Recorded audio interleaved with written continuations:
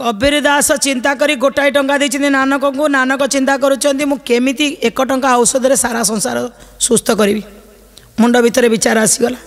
आमे विरति पूर्व कहतुलु ये बहिचिया लिखी सी भी गोटे मनीष जी कहला जे तू एटा लेके ये लेके किंतु सी किए ना जी सारा जगतंकर समस्तंकर 9 डबल टू को गोटाए जगह गोटाए रिमोट कंट्रोल रखिछन्ती सी होछन्ती भगवान।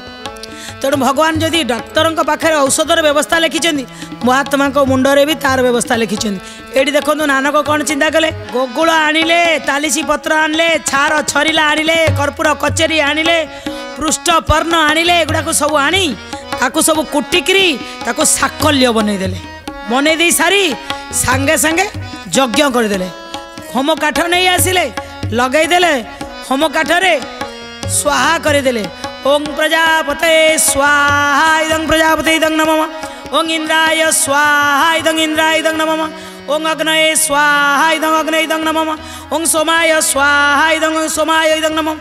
सब प्रकार जीव जंतु नहीं मानव समस्त को स्वाहा करदे। समदे पाओ सारा वायुमंडल रे घेरी गला कले समस्ते निश्वास ग्रहण करेंगे।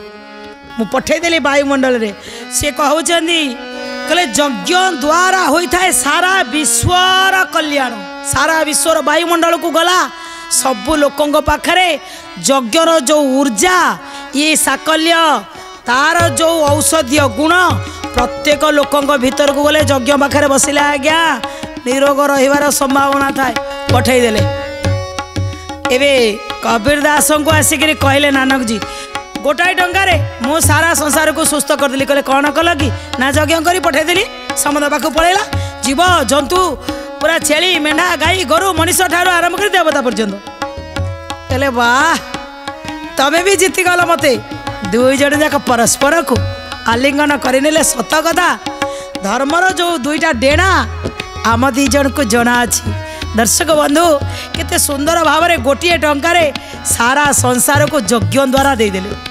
आज्ञा यज्ञ एमिति गोटे जिनिस प्रत्येक लोकंकर घरे यज्ञ हवा दरकार।